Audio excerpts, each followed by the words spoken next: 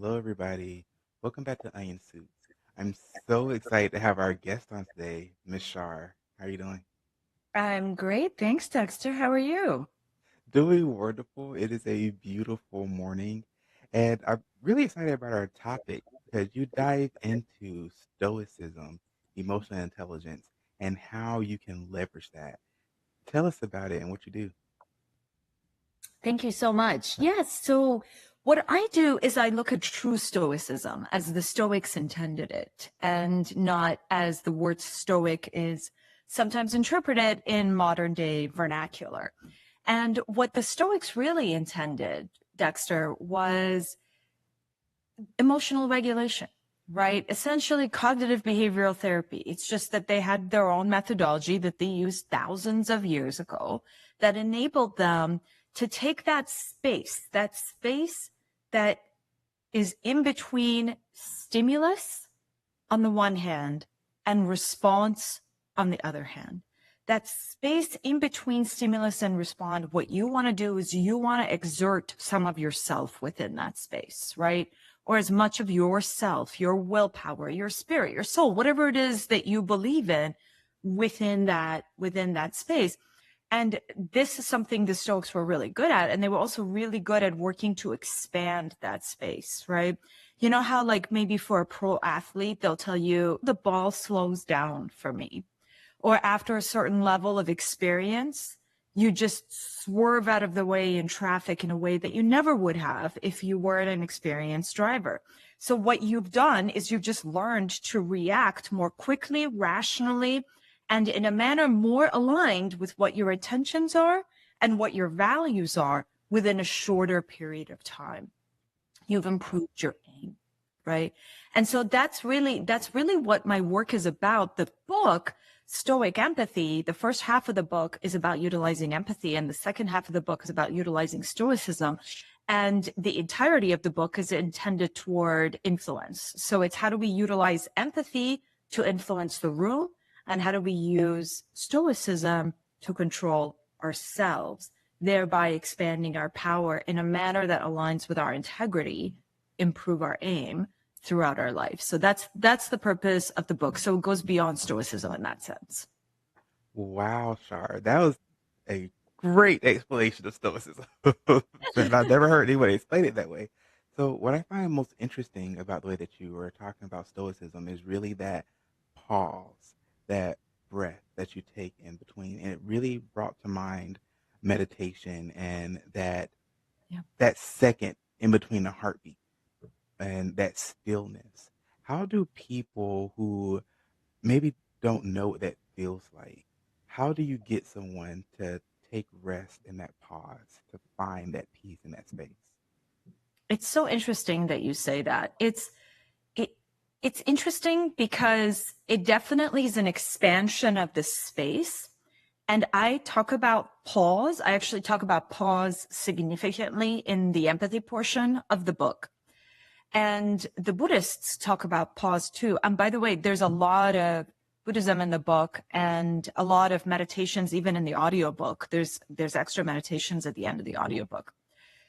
And it aligns with a lot of Stoic thinking. But what I'm talking about is a little bit different than pause. I'm talking about the literal expansion of space. So within that, you could be moving. You don't have to be frozen, right? It's just that that space between stimuli and response gets big enough for you to be able to bring your mind, your spirit, your value system, and behave in response the way you want to, the way that aligns with your value system, right? The easiest way to think of it is a pause. That is the easiest way to think of it, is I'm just giving myself that extra beat to make this decision or to respond accordingly, or to lower my shoulders, or to slow my heart rate down, or my blood pressure, or whatever the case might be, or reduce my anger, or calm my anxiety, or quench my fear, or whatever the case is. The best way to think about it is a pause, but in actuality, there's a lot going on in that space. And the way I like to think of it visually is like a scene from The Matrix, when Neo at the end of the first Matrix, I don't know if y'all have seen The Matrix. I'm old, so that is a movie I go to as a reference. You guys might have another one from some multiverse, et cetera, Avengers movie. And anyway, that scene at the end of The Matrix, when the bullets are flying at Neo and he sees the bullets, they literally slow down and they stop for him.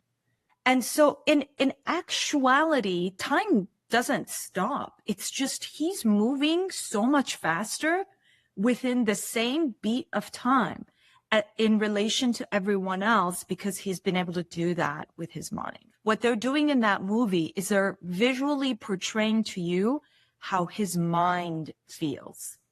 And so not the external viewpoint. If somebody externally is looking at it, the bullets are not stopping. Right? They're stopping for him because they're so slow that he can actually manipulate them. Right? And so that's where you want to get yourself to be. And I think sometimes that really helps people, because people think of pause as inaction, which it is not. The idea is just to expand your space so that you can act in a way that later you won't say, oh, I wish I said this, or I wish I'd done that, or, you know, oh, I should have done this, or whatever it is. It's just so that you can then actually do the thing that you want to do that aligns with your values, with your morals, with your judgment, right? And that is cognitively sound and in the best interests of yourself and the people you're protecting. Wow. Again, another great explanation. I love that. The Matrix is actually one of my favorite movies. So, diving into that with The Matrix and how Neo at the end realized that he was the one, and he was able to stretch his perception of reality in order to manipulate his own surroundings. Before he got to that point, when he was in I forget what they call it, the waiting room, the white room, when he was there with Morpheus the first time. And Sure. he asked Morpheus, do you mean that I can dodge bullets? He says, when you're ready, you won't have to. How do you take someone from where Neo was Mr. Anderson? How do you take someone from Mr. Anderson to on the rooftop dodging bullets to at the end of the movie now stopping bullets? Because that's just your perception of time and reality switching. How do you expand that space? Right. Well, one of the first things I'd like to say is I want to frame it for you guys, the audience. I want to frame it for you in a very, very realistic way, right? Obviously, you can't stop bullets, right? But what a baseball player can do, a pro baseball player, is a ball coming at them faster than a car. Literally, it's faster than a car. They keep their eye on it, which, by the way, in and of itself is absolutely remarkable. Keep your eye on the ball sounds easy, and it's fine if the ball is going slowly. But if it's going at you faster than a car, it's this small, and you have a surface this big to aim and hit at the ball in a particular way, how do they do that? How's that different than Neo manipulating his bullets? It's the exact same thing. We as human beings are capable of exactly that, maybe not to the nth degree as it is portrayed in that fictional story, but the reason it's portrayed that way in that story is to demonstrate a point, right? The limit is endless. We have not reached the limit, right?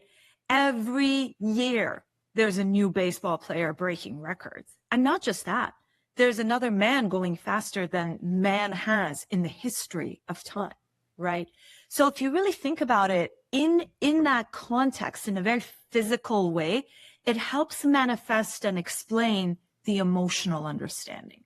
But that's really what it's about. So it's not about, I go from Mr. Anderson to Neo in the span of an hour and a half because I discover a deep truth. It's more like I discover a deep truth, which I know will allow me to reach this potential. And every day I practice at it. Every day I improve at it because I'm not dead yet. There's this thing, the saying the Stoics have, memento mori, remember that you will die, which actually is a really nice way of saying, remember you're not dead yet, which actually is a really nice way of saying, remember you are alive, right? And if you really think about it, every moment that you are alive is a practice toward whether it's yoga or meditation or running or parenting or your job, whatever it is, you will not remain stagnant. That is never the goal, right? And the goal isn't also to reach some level and then stop, right? You always want to go to the next level. You always want to go to the next level. And the ultimate level is limitless. So the way in which you do this is you take it one practice at a time, and you learn about the practices. There's a bunch of them in my book that I think are really helpful. I try to adapt them to modern life and realistic ways of living your life while being a parent, while being a working parent, while taking care of an elderly parent of your own, or whatever it might be.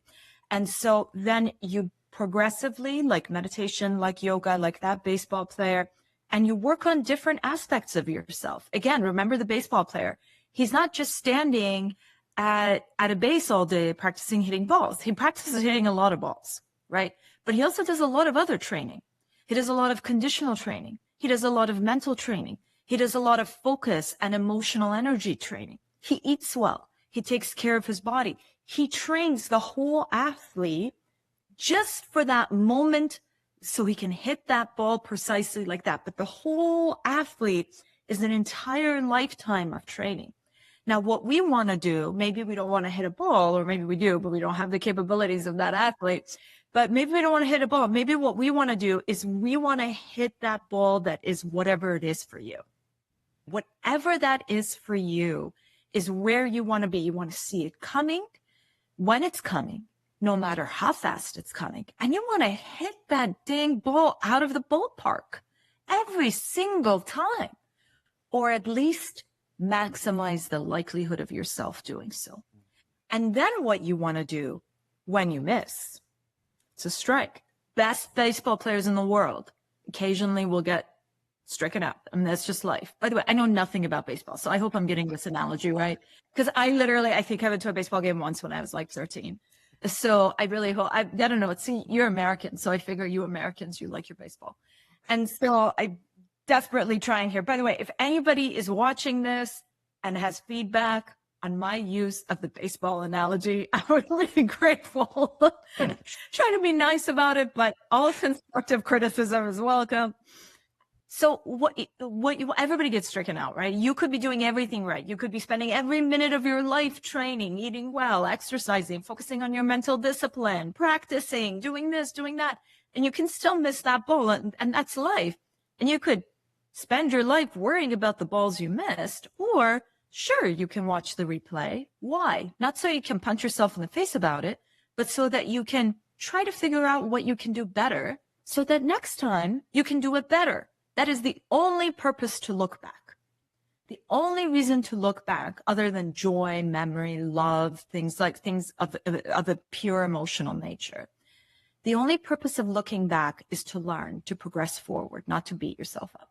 And that's what you got to do so you can hit it better next time. The really cool thing about Stoicism, the cool thing about humanity is you never age out. As you get older, as you get wiser, you don't get weaker. Your joints don't start to hurt. It's the opposite. Everything becomes clearer and sharper for you as long as you're on this path. And that is an incredible thing that you can do for yourself as a human being, and an incredible way that you could live your life. You mentioned earlier on whatever that is for you, whatever that ball is for you, whatever that goal is for you. How do you realize that goal? How do you recognize that goal? If you don't know where to start, you just know where you don't want to be at. Yeah. You know, it's really interesting. And if you have no idea where to start with the, sometimes I don't. There's so many things I don't know the answers to, and I feel overwhelmed. So I go back to the things I do know the answers to. What am I certain of? Okay. One of the reasons I bring up parenting a lot, I am certain that I want to be a good parent. That is something I'm certain of. And I think most people in the world who are parents, that is something that they would say they're certain of, right? And then I can from there move on. I am also certain that I want to maintain my curiosity. I'm also certain that I want to find greater courage. And I'm also certain there's just certain, there's certain things you're certain about. And the rest of them you can figure out as you go along. And sometimes it's not your fault that you can't figure them out. The path is not yet clear for you because it's between stimuli and response. You're not the only thing, man. There's a whole world of power dynamics pushing you and pulling you and affecting you and nudging you and strengthening you and weakening you. You exist no matter what. You exist and you want to fill this space with yourself as much as possible, right? But let's not ignore everyone else's space. Everybody has their space, right? They also exist. I am not the only character in this story. And so I have to deal with them. And sometimes my path cannot be clear for me until other people have acted. That's just the way life works sometimes. I don't know what school I'm going to go to until the administration decides where I'm admitted, right? I can't even go down the street until the light turns green, right? I mean, there are certain decisions that are being made for me that are external for me, right? What I am trying to do is I'm trying to get myself home that day, accepting the things that I cannot control, strengthening the things that I can control, and then moving throughout the traffic of life with as much grace, confidence, and courage as possible. That's really the goal at the end of the day. But how do you release yourself from the anxiety of control? That way you're not cycling in your own mind. I'll tell you what I do. And I talk about this a lot in the book. So the ancient Stoics, they would talk about the archer. Have you heard of the story of the archer? All right, it's a good story. So the story of the archer is getting ready for an archery competition, and he has practiced his entire life, and he ate a good meal, and he got some good sleep, and he came to the competition on time, and his bow is shined, and his arrows are sharpened, and he goes up. It's his turn. He loads the arrow onto the bow, and he pulls. And he holds his body exactly the way he's been taught. And he aims. And he takes his time. And then he releases. Once he's released, what happens to that arrow is no longer in his control. Right? There could be a sudden gust of wind. A deer could suddenly jump in front of it. There could be foul play at work. Right? There could be the slightest, most imperceptible divot on the target that makes the bullet go awry. You don't know, right? All sorts of things can interfere with that bullet.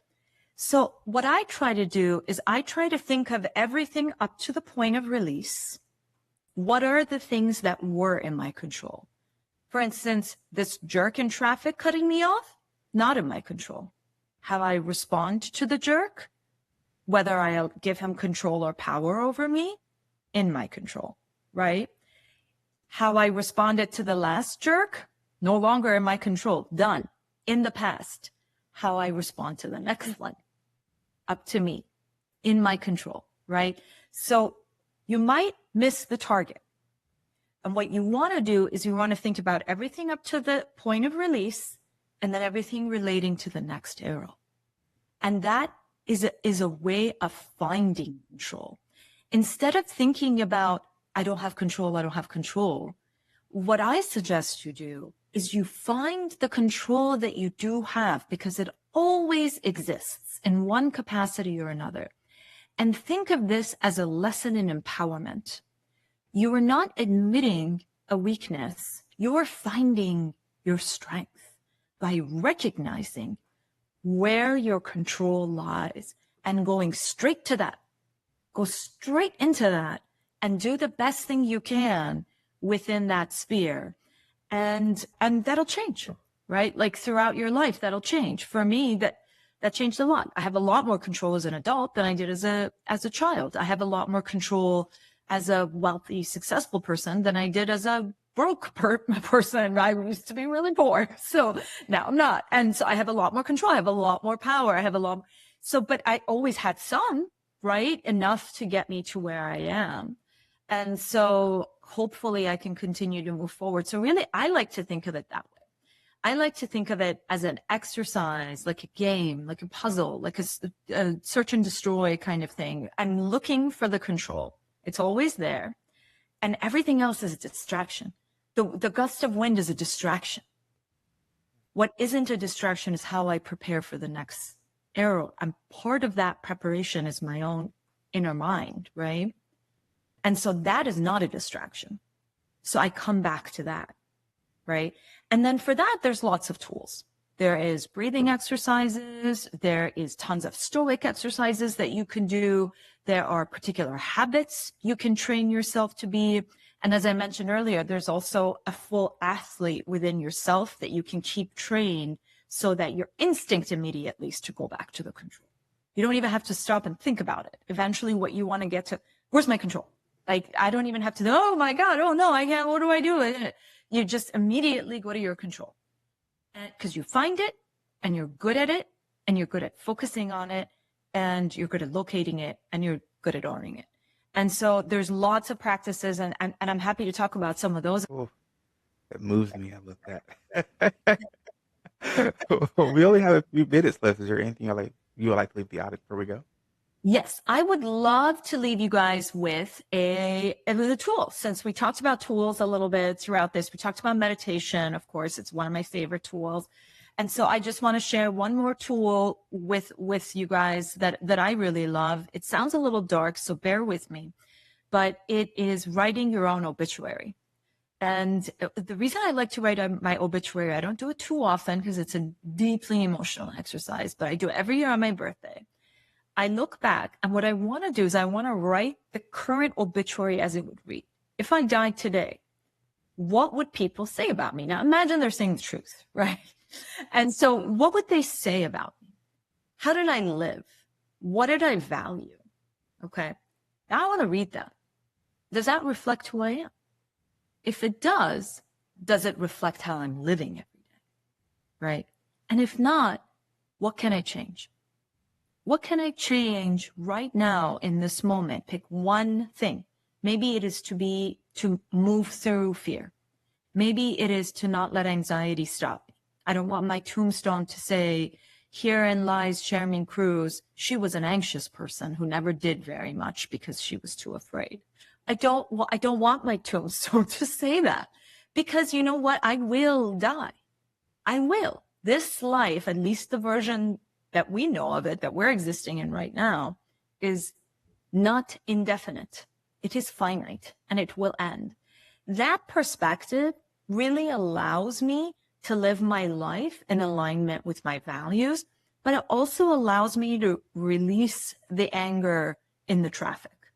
It also allows me to release the anxiety if I'm running late and there was nothing I could do about it. It really does, because what do I want that headstone to say? This moment is small compared to what I want that headstone to say. I am big, and I take control over that. It is my power to define that, right? Not the things that are external to me, but what is internal to me. And I get to make that decision. And every minute that I am struggling with something or joyful with something, I get to make that decision. And what's really, really cool about that is it also allows you to make the decision to expand joy. When you see your child doing something really silly and funny, and you just want to smile and laugh, even though you're in the middle of 50 things and frustrated about 50 things or whatever, maybe you can see that headstone, because if it says she laughed frequently at the silly faces of children, that might actually be something beautiful. I might want it to say that. And in that moment, I can stop I kind of like appreciate that alignment because it is incredible, right? In this finite life of ours, to live one full of laughter spent with children. And that's the way I think of it. But whatever it is for you, loved eating a hot dog might be it. I don't know. I mean, but then when you eat your hot dog, man, relish every bite of that hot dog. Don't eat hot dogs. They're terrible for you. But you know what I mean. It's so funny. I cannot tell you the last time I had a hot dog. I know. Wow, Sherman. I love your energy. It's so beautiful. It's so wonderful. Thank you so much. I appreciate it. Yeah, Thank and I you. also love the confidence. It's just great. Well, oh, thank you so much for coming on to this today's episode. And I want to thank you all for listening to this. Oh, where can people find you? Okay, so y'all can find my book anywhere that books are sold. Feel free to click the button and have it sent to your house. I won't tell anyone, but if you do have a local bookstore that you want to support, feel free to get it from them. If they don't have it in stock, they can order it for you. And there is also a website, stoicempathy.com. You can also go to sherminkruse.com for more information. Awesome. Thank you, Ms. Sherman, so much for coming out again. This has been great. And thank you all for tuning in to this episode of Onion Soup. I hope it was as enlightening for you as it was for me. And as always, have a blessed rest of your day. Bye. Bye. Namaste.